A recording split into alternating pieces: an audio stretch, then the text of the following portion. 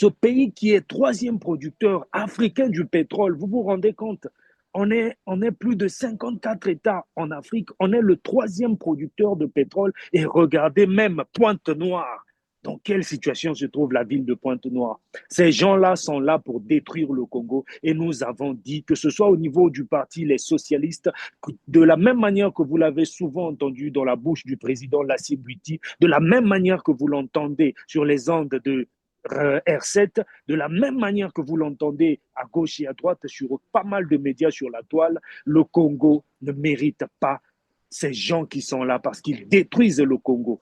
Et nous devons nous-mêmes, Congolais, nous battre pour libérer notre pays de cette tyrannie et faire rayonner notre pays parce que c'est possible. Pour avoir parcouru certains pays dans le monde, je sais qu'il y a énormément de Congolais qui sont compétents et qui sont empêchés de rentrer chez eux pour travailler parce qu'ils ne supportent pas les agissements de ce régime. Et il y a énormément de Congolais bien formés, intelligents au Congo qui ne sont pas employés parce qu'ils n'appartiennent pas à la bonne famille. Il y a énormément de Congolaises qui se battent au quotidien, mais qu'on harcèle pour qu'elles puissent céder leur corps pour avoir des postes, pour avoir, et même regarder l'abomination dans laquelle vit ce pays actuellement.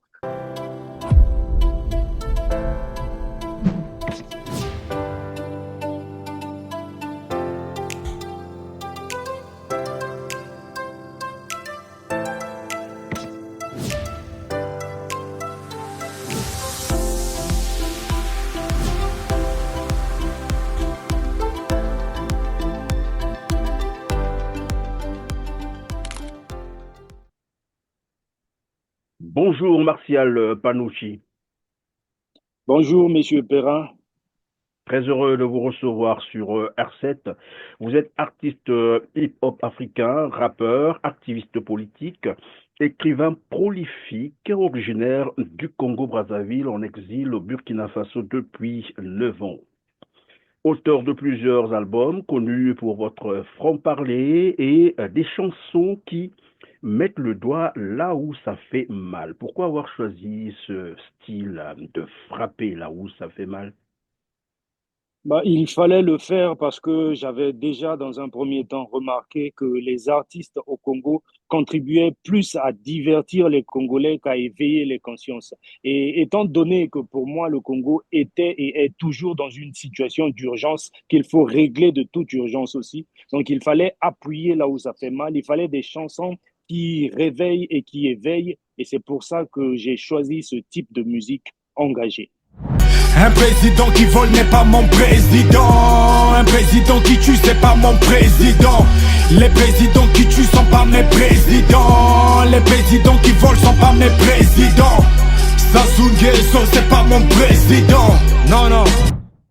Alors, Martial Panouchi, tout à l'heure, nous allons parler de votre parti politique, bien entendu, les socialistes, c'est comme ça qu'on appelle ça.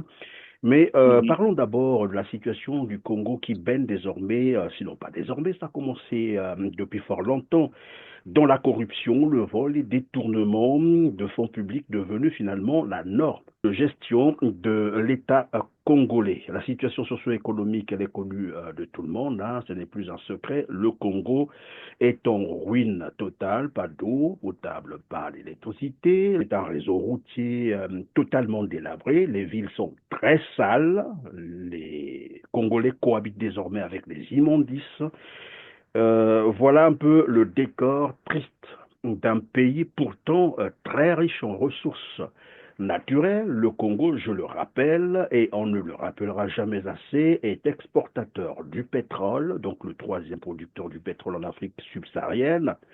Le Congo exporte le bois, le Congo a des minerais, le Congo a la mer, le Congo a le port, le Congo a des terres arables, près de 10 millions d'hectares. Terres arables, le Congo est bordé par le deuxième plus grand fleuve au monde après l'Amazonie. Pour une petite population de 6 millions officiellement, mais les Congolais savent que c'est moins que cela. C'est autour de 5 millions, voilà. Avec toutes ces richesses, curieusement, 70% de la population congolaise vit en dessous du seuil de pauvreté, donc à moins d'1 dollar. Que faut-il? Parce que là, nous allons vers une nouvelle élection présidentielle, donc c'est en 2026. À votre niveau, y aurait-il encore des Congolais qui pouvaient continuer à croire au régime de Brazzaville incarné par Denis Sassou Nguesso, qui, depuis son retour par les armes en 1997, a plongé le pays presque dans, pas presque, dans le chaos économique et financier. 27 ans après, les Congolais n'ont pas d'eau potable, je l'ai dit tout à l'heure, pas d'électricité. Les Congolais ne vivent Alors, presque plus. bah, effectivement, ça fait exactement 42 ans. Si on cumule les deux phases de règne de Sassou Nguesso, interrompues par la bravoure du peuple congolais en 1980, entre 90 et 92, bah, 42 ans et on voit le résultat aujourd'hui. C'est malheureux, c'est triste, c'est révoltant ce qu'il se passe au Congo, parce qu'il ne se passe pas un seul jour sans que l'on puisse entendre des détournements à gauche, détournements à droite, scandales par là. Et officiellement, le régime dictatorial de Brazzaville continue à chanter il y a la crise dans le pays. Mais de quelle crise parle-t-on? Au moment où des milliards sont détournés au quotidien, au moment où des gens qui n'ont jamais été des hommes d'affaires ou des femmes d'affaires se retrouvent avec des milliards à distribuer à gauche et à droite. Donc, toutes les richesses et ressources du Congo que vous avez citées, en réalité, c'est un pays très riche, mais avec une population extrêmement pauvre. Et le seuil de pauvreté sous lequel vivent les Congolais, c'est au-delà des 70%. Ça, ce sont des chiffres plus ou moins officiels, mais en réalité, nous savons tous qu'il y a presque quasiment, excepté les soutiens indéfectibles du régime de barbares de Brazzaville, excepté cela, ben, toute la grande majorité des Congolais vit en dessous du seuil de pauvreté et c'est grave. Donc, il n'y a plus rien à attendre. De toute façon, les Congolais n'ont jamais attendu, ni été les armes, ni été les militaires, ni été la violence par laquelle brille le régime de Brazzaville. Bah, ce monsieur et son régime auraient été balayés il y a très longtemps. Donc, je parle là du régime de Denis Sassou Nguesso.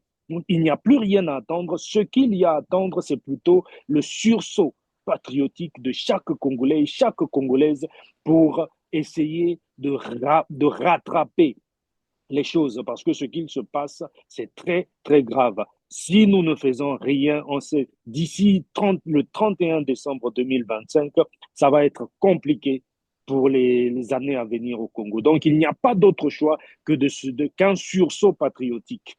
Il n'y a pas d'autre choix. Il n'y a rien d'autre à attendre parce que ce que les gens n'ont pas pu faire en 42 ans cumulés, c'est pas en 5 ans qu'ils vont le faire. Et on a vu et on continue de voir qu'il n'y a aucune volonté de changer quoi que ce soit jusqu'ici. C'est en sorte un appel que vous lancez donc à la jeunesse congolaise, mais qu'est-ce que ça vous dit de voir ces jeunes qui continuent finalement à courir après ces politiques, disons ce régime, lorsqu'il s'agit bien sûr des campagnes électorales? Là, on a vu comment on draine ces jeunes. Qu'est-ce que ça vous dit quand vous les voyez? Bah, je sais juste que ces jeunes-là, pour la plupart, n'ont rien à faire, n'ont pas d'emploi.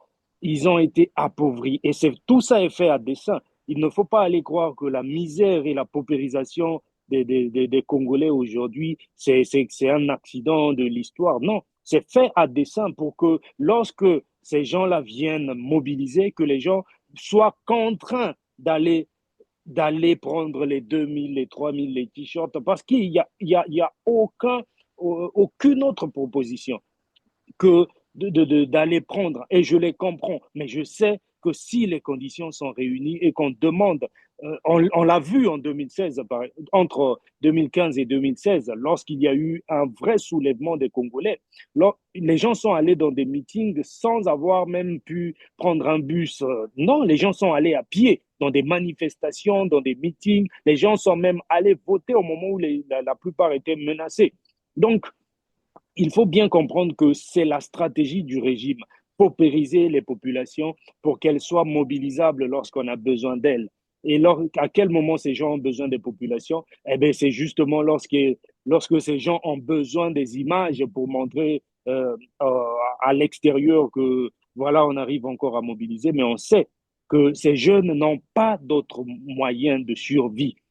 Même ceux qui finissent l'école, c'est pareil. Ceux qui finissent à l'université, c'est pareil. Ceux qui finissent des formations, c'est pareil. C'est la paupérisation à outrance pour que les Congolais n'aient plus d'autres moyens de s'exprimer ou d'autres moyens de vivre que de la mendicité. Et ça, il faut vraiment que ça cesse. Et j'interpelle chaque jeune Congolais, chaque jeune Congolaise à ne plus suivre ces gens-là. Parce que même lorsque vous allez prendre des 2000, des 5000 francs, les t-shirts et tout ça, ça leur permet de justifier leurs pratiques. Et donc, ça, ce sont, tout en comprenant pourquoi les jeunes peuvent se comporter ainsi, c'est aussi le moment pour moi d'interpeller chaque jeune pour qu'il puisse ne plus se comporter de la sorte et s'opposer. Autant mourir de faim que d'aller accompagner ces gens-là. En sorte, vous êtes en train de dire que c'est un régime qui finalement maintient la population congolaise dans la précarité pour mieux l'assujettir. Et c'est pratiquement, voilà, on dirait c'est une volonté politique, voilà, de maintenir les Congolais dans cet état de pauvreté absolue.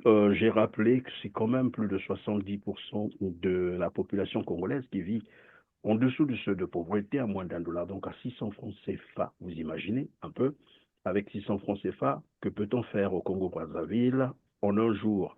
Et nous apprenons d'ailleurs qu'il y a même des familles qui ont des difficultés d'avoir même un seul repas au Congo-Brazzaville.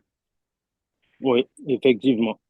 Alors, Martial Panucci, nous savons, et tout à l'heure vous aviez déjà amorcé le volet, c'est un peu les scandales, scandale sur scandale, on parle de 14 000 milliards de générations futures qui ont été dilapidées, c'est beaucoup d'argent, c'est quand même 25 milliards de dollars américains, l'équivalent de 7 ans de budget du Congo-Brazzaville. Il y a eu le scandale FIGA, on a volé 9 milliards des retraités, 160 milliards au ministère de la Santé. Il y a eu des dizaines de milliards aussi volés au niveau du ministère de l'Agriculture, le fonds donc d'appui à l'agriculture. Et on nous parle des milliers de milliards désormais qui ont été volés au trésor public. L'argent du peuple congolais, l'argent de l'État a été Ouais. volé et dans le même temps, vous l'avez même rappelé tout à l'heure, ce gouvernement peut crier à tue-tête et à tous ceux qui peuvent encore les écouter qu'il y a une crise économique et financière au Congo, alors que dans le même temps, il pille les caisses de l'État. Les caisses de l'État, les pompes funèbres ne sont pas épargnées. On a appris qu'il y a eu détournement aux pompes funèbres de Brazzaville. Il n'y a que trop de scandales. Et curieusement, il y a aussi les 6 milliards qu'on vole sur les bourses des étudiants. Mais curieusement, les auteurs n'ont jamais été interpellés, ils ne sont pas inquiétés, personne n'a été arrêté, personne n'est passé devant le tribunal, devant la justice. Oui, effectivement, chaque fois qu'on voit Okonga Kala se pavaner dans Brazzaville ou dans d'autres parties du pays, c'est que pour des menus frétins, c'est pour des petits poissons. C'est pour des cas où on sent que là, vraiment, c'est le régime qui veut se venger de quelqu'un. Mais en réalité, le régime de Sassou Nguesso a toujours voulu montrer aux Congolais le mauvais exemple. Donc, c'est-à-dire je pense que c'est le général Jean-Marie Michel Mokoko qui disait lors de ses campagnes, quand on a un chef voleur, méchant, violeur, assassin, vous voulez que ceux qui l'emploient puissent faire ceux qu'ils nomment. Qu'est-ce que vous voulez qu'ils fassent si ce n'est ressembler à leur chef? Donc, heureusement que ce n'est pas le nôtre. Donc, doit s'imposer par l'exemple. Il est le modèle sur lequel ses collaborateurs tireront leur propre comportement. Un chef paresseux, tribaliste et voleur ne peut donner le bon exemple à ses collaborateurs. c'est tout à fait, ce sont là les méthodes du régime dictatorial de Brazzaville qui consistent à permettre à faire une inversion des valeurs. C'est-à-dire que les bonnes valeurs sont reléguées même pas au second plan, sont carrément jetées à la poubelle. Et lorsque on retrouve des gens qui détournent, comme on l'a appris récemment avec M. Dongou et sa bande, mais ce n'est que la partie émergée de l'iceberg, hein, parce que quand on sait le nombre de scandales qu'il y a au Congo, des gens qui enterrent des billets, des sommes colossales de billets de banque sous des tombes, des gens qui les cachent dans des plafonds, dans des maisons inhabitées, jusqu'à ce que les billets même soient détruits. On comprend là que ces gens-là n'ont aucune autre volonté si ce n'est détruire le Congo, affamer les Congolais et conduire le Congo à la ruine totale. On y est déjà. Et maintenant, ce qu'il faut faire, c'est un sursaut. C'est un sursaut d'orgueil, c'est un sursaut patriotique Et qu'il faut c'est faire. là que je voulais vous poser la question de savoir, lorsque vous prenez tout cela, voilà, tout ce qu'on vient de numérer tout à l'heure et le commentaire qui a suivi, que vous avez d'ailleurs donné là, un jour de plus à la tête du Congo pour Denis Sassou Nguesso. Ça vous dit?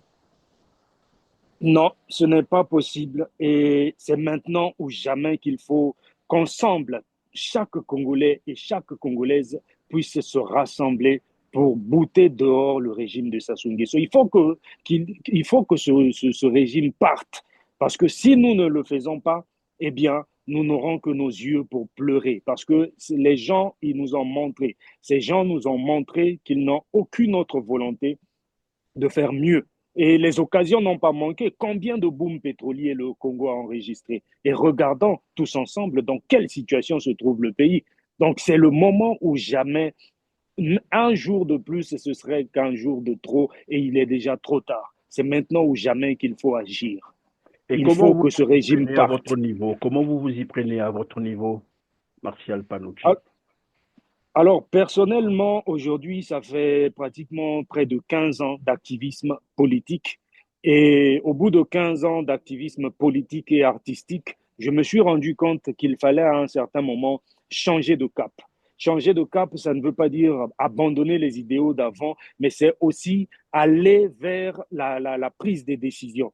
Et c'est ce qui a motivé notamment ce dont on va discuter par la suite, notamment ma nomination au niveau du parti Les Socialistes du président Lassim Bouiti, pour qui j'ai eu une pensée, mais on en parlera bien entendu. Et donc, je me suis dit qu'il faut mobiliser les Congolais, mais autrement, il faut qu'on le fasse aussi politiquement, parce que tout le monde le sait. Aujourd'hui, plus que jamais, le Congo a besoin d'une nouvelle classe politique et qui serait aussi jeune. Il faut rajeunir cette classe politique. Il faut aussi, surtout, rajeunir l'énergie, mais aussi pousser les Congolais au changement radical de mentalité. Donc, à notre niveau, on s'y prend comme cela. On mobilise les Congolais, que ce soit au niveau artistique, au niveau de l'activisme, mais aussi au niveau politique, parce que toutes ces étapes ou tous ces maillons plutôt feront une main, doivent faire et feront une même chaîne qui va nous conduire vers la libération totale du Congo. Et ça, nous y croyons. Alors vous venez d'être nommé porte-parole évidemment des socialistes, c'est le nom de votre parti. Dernièrement, vous aviez rendu public une déclaration. Est-ce que on peut revenir sur, disons, la teneur de cette déclaration? Oui, avec beaucoup de patriotisme, on peut le faire parce que c'est un changement d'étape, c'est un changement de paradigme aussi, mais ça reste le même combat pour moi. Évidemment, le 7 avril dernier, j'ai été nommé par le président Lassine Bouiti ainsi que le Conseil national et le Bureau national, porte-parole du parti Les Socialistes et aussi directeur de campagne de M. Lassim Bouiti, qui est le président des socialistes et donc candidat déclaré à l'élection présidentielle de 2026. Voilà. Donc, sur ce, ça n'a pas été fait par un coup de tête. Nous avons largement discuté, moi personnellement, avec le président Lassim Bouiti ainsi que les différents membres du bureau politique.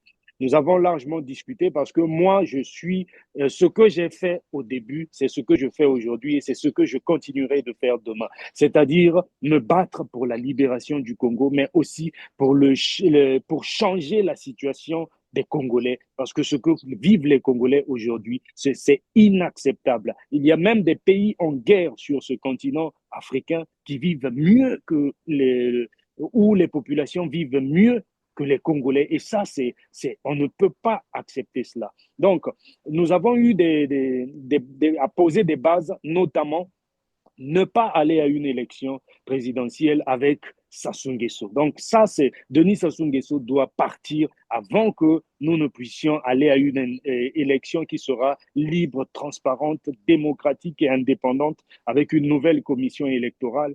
Et hormis cela, nous avons été aussi d'accord, nous nous sommes mis plutôt d'accord sur un certain nombre de points, notamment le changement du train de vie des Congolais. Il faut que ça change. Notre population ne peut pas vivre dans une telle misère au moment où le régime en place et les différents membres des familles qui constituent le gouvernement, je dis bien actuel, vivent dans une opulence mais qui n'a même pas de mots. Mais Oui, au mais quotidien, Martial Palotti, euh, oui, changer, comme vous avez dit tout à l'heure, améliorer le train de vie des Congolais, ça c'est l'après Sassou. Pour l'instant, il est encore là, vous avez dit. Pas question d'aller aux élections avec Sassou Nguesso, alors que vous avez déjà votre président, donc des oui, socialistes, est déjà prononcé candidat à l'élection présidentielle de oui, 2026, ou oui. c'est une autre élection que vous avez en tête? Bah pour nous et nous y croyons, pour nous, que l'élection se fasse en 2026 ou juste après, il n'y aura pas de Denis Sassou Nguesso et nous y travaillons. Nous n'irons pas à une élection où ce monsieur qui a fait 42 ans au pouvoir va se représenter pour venir encore narguer les Congolais avec les mêmes discours somnolents. Et non, nous n'irons pas à une élection avec Denis Sassou Nguesso. Et Et comment l'une des entendez-vous faire conditions, pour que Sassou Nguesso ne soit pas finalement euh, candidat finalement aux élections présidentielles de 2026? Comment entendez-vous faire?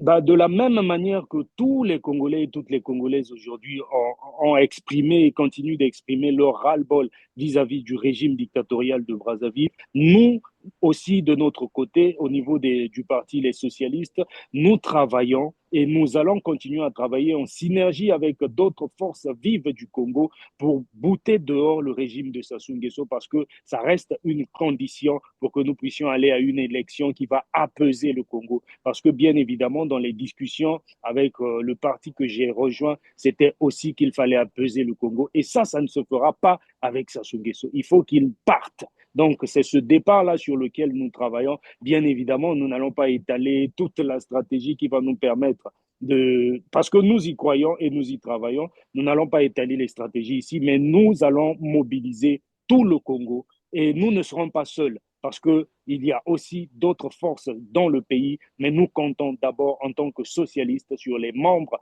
et tous les sympathisants des socialistes, mais aussi et surtout sur la population congolaise. Voilà, nous comptons sur tous les Congolais pour bouter dehors ce régime afin que nous puissions apaiser le Congo, mais aussi aller vers une élection qui sera libre, transparente et indépendante. Donc Et voilà alors pour ma part. que vous mettiez donc vos stratégies en œuvre, vous êtes bien conscient qu'il ne reste que 10 mois.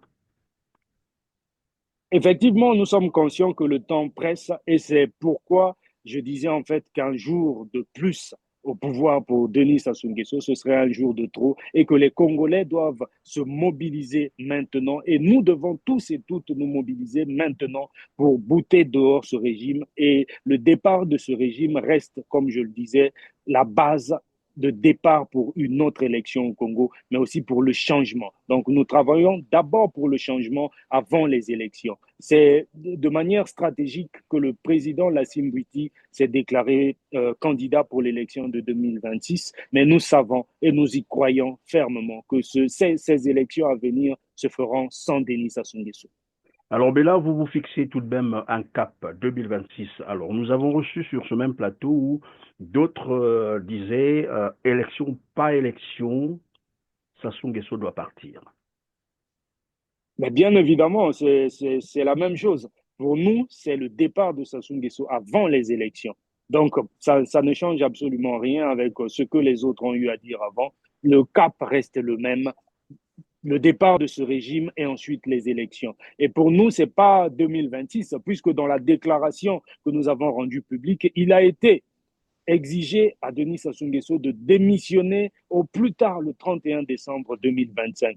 Donc, que ce soit avant 2000, de décembre 2025 ou juste avant le 31, il va partir. Alors, Martial Panucci, le 30 avril dernier, vous aviez normalement une manifestation au programme, mais qui, malheureusement, n'a pas eu lieu. Qu'est-ce qui peut expliquer cela?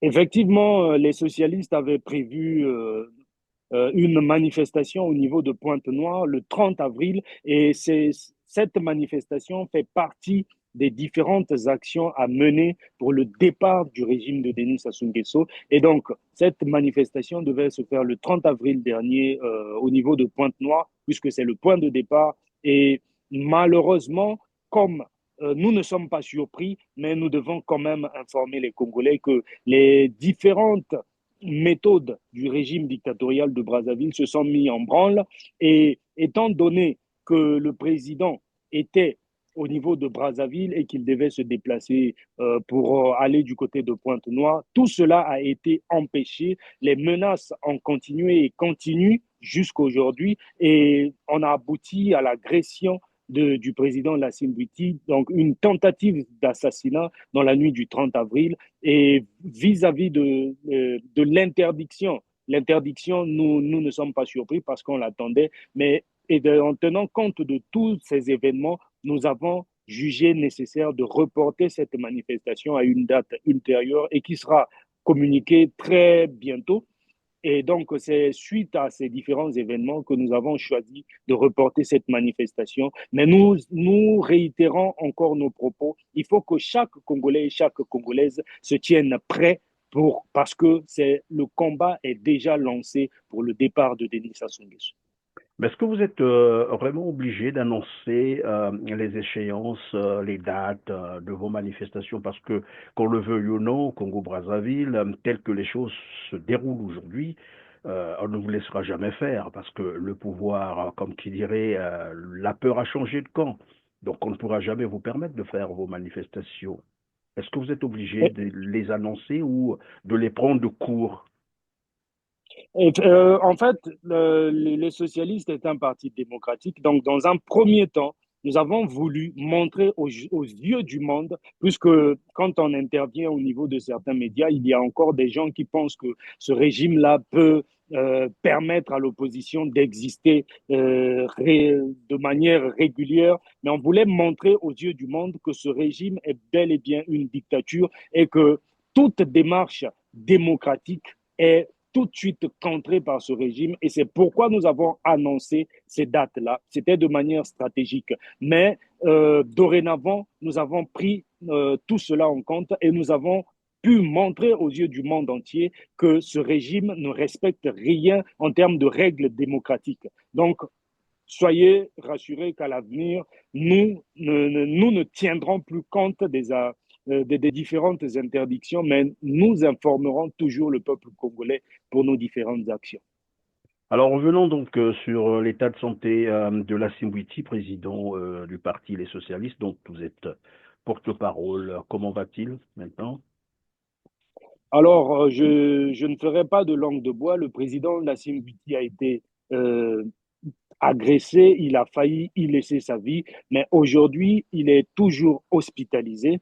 Et nous appelons chaque Congolais et chaque Congolaise à le mettre, lui ainsi que tous ceux qui accompagnent ce processus, dans leur prière, mais aussi à se mettre prêt, parce que le président Lassine Bouti, le dernier mot qu'il nous a dit avant qu'il ne soit hospitalisé, et c'est tenez debout, tenez, tenez-vous prêts parce que nous n'allons pas reculer et aucune menace, aucune tentative d'assassinat, aucune agression ne pourra faire reculer les socialistes, mais aussi cette volonté de libérer le Congo. Donc, il va mal en ce moment, mais nous sommes convaincus qu'il ira mieux et que le combat va continuer jusqu'à la victoire finale.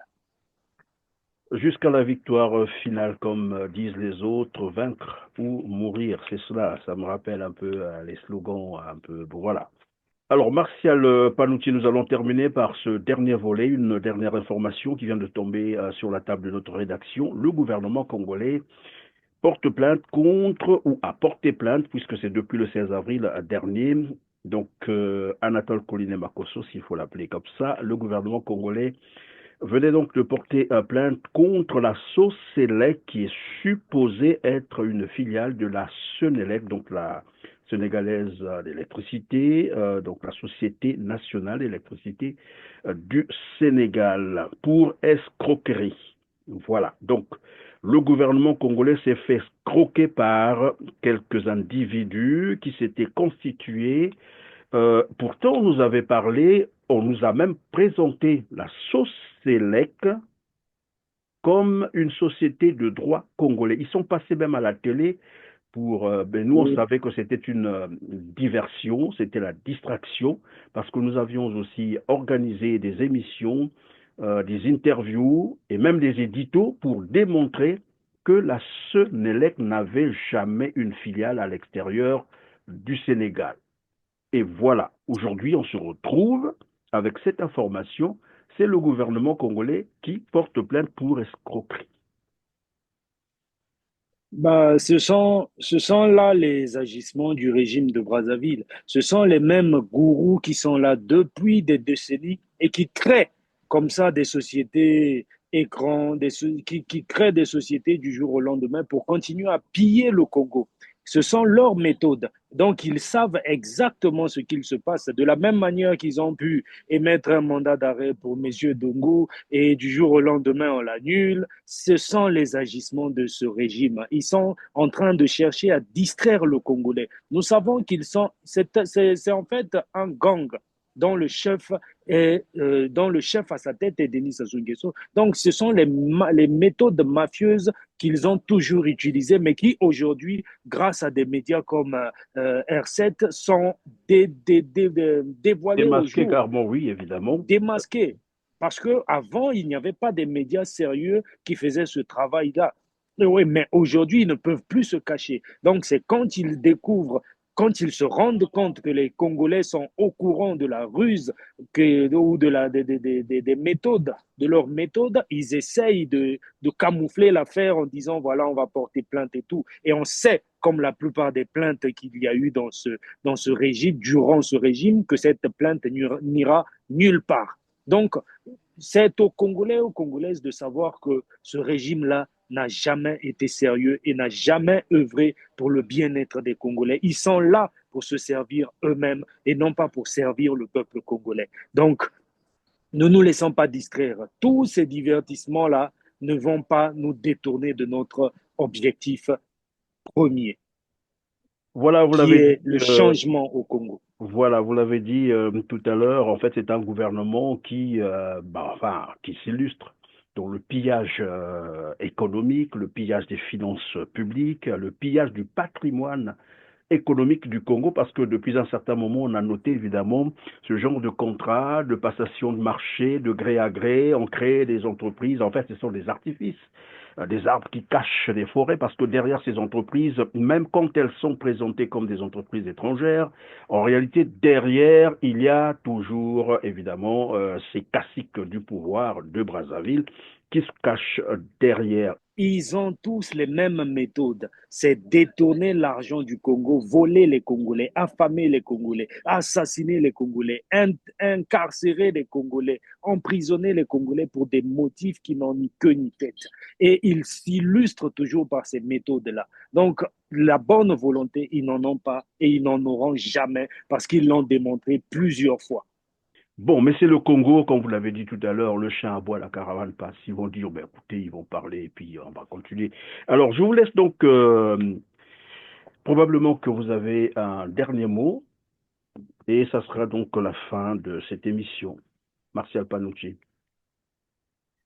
En tout cas, pour le mot de la fin, pour cette émission du mois, ce serait remercier chaque personne qui nous a suivis du début à la fin de cette émission, mais aussi remercier R7 pour le grand travail médiatique que vous abattez, parce que il nous fallait des médias de ce type. Il y en a d'autres aussi qui existent sur la toile, mais ce que R7 est en train de faire en ce moment, c'est énorme. Et je tenais à vous encourager, mais aussi à vous dire merci de donner la parole aux Congolais et aux Congolaises qui s'engagent pour le Congo et pour de vrai, mais pas pour ces Congolais qui nous arrangent des supercheries pour Je vous... détourner l'argent du Congo.